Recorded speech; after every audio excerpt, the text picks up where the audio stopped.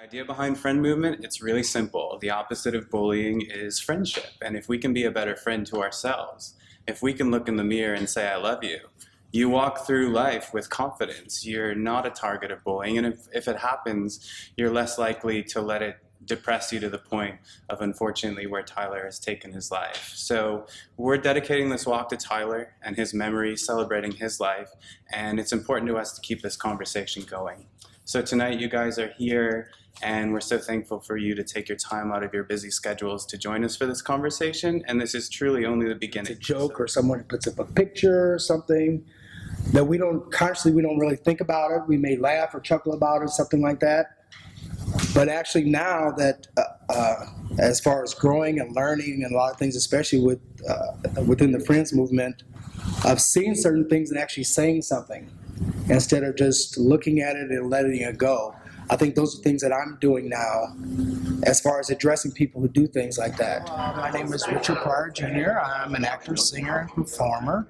I'm here because this hits home with me, anti-bullying.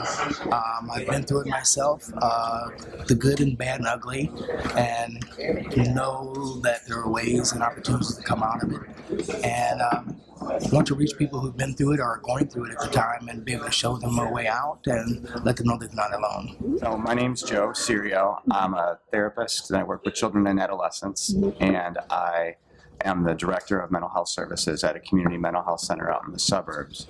We see a lot of kids come in for counseling because of bullying, where they're having anxiety issues, depression, anger, sometimes self-injury.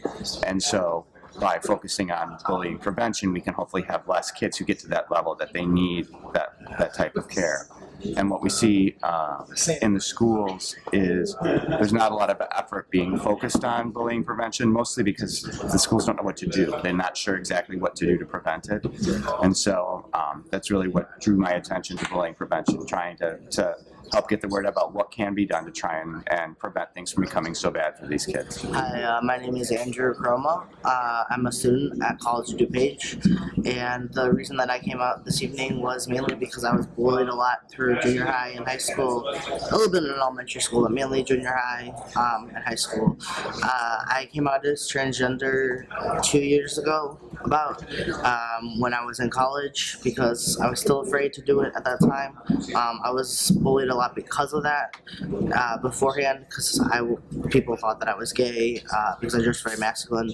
So it's really important to me that we kind of like stop that from occurring in the LGBT community and any community that there is with bullying, just because it's not fair to kids who do get bullied. It's not fair to adults either. I'm Chris Hill. I'm a teaching artist for Chicago Public Schools, and I'm interested in joining in the conversation today to look for creative strategies that we can use to prevent bullying in schools, and also for how we can use art as a way to raise awareness or heal from bullying that has already transpired. Well, my name is Julius Bautista, and I am a visual artist. I work primarily with paintings, and I do a lot of portraiture because I'm very fascinated in the human psyche, faces, emotions, and essentially a person's history. And I'm here today to explore the effects of bullying and prejudice, and to sort of speak on my behalf as an artist from my own experiences as to how bullying and prejudice affected me in my life, and how that in turn affects my art. As someone who's experienced bullying in various forms, whether when I was in college, being called a dyke, or watching myself in a professional environment and people not taking me too seriously and feeling like they could talk down about my work, that's bullying. And I don't know, I think it's kind of this sense of I have a strong social justice bend, and so it's just wrong. It's just so wrong on so many levels, and it's hard to have to always be justifying one's existence. And as a Latina, I've had to justify my existence, and God forbid I should also be a lesbian, and justifying my existence.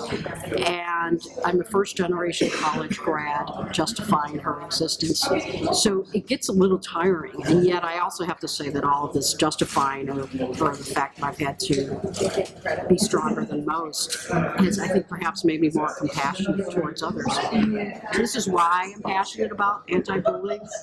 And I also think I'm getting really distressed at the high suicide rates among young gay folks. And that just is kind of daunting to me. I was a lesbian and I knew it by the time I was 14. And I think it's because I had a great group of friends that I felt empowered enough to survive. So God only knows why I made it and others don't. I'm a licensed clinical social worker by training, and I've seen the negative effects that bullying has on members of the LGBT community, and I'm passionate about trying to solve the problem because I think it is a problem, and I think the long-term effects are incredibly damaging, and I think it's a problem that everyone should be concerned about, not just members of the LGBT community, but allies as well. This is a problem that affects all of us.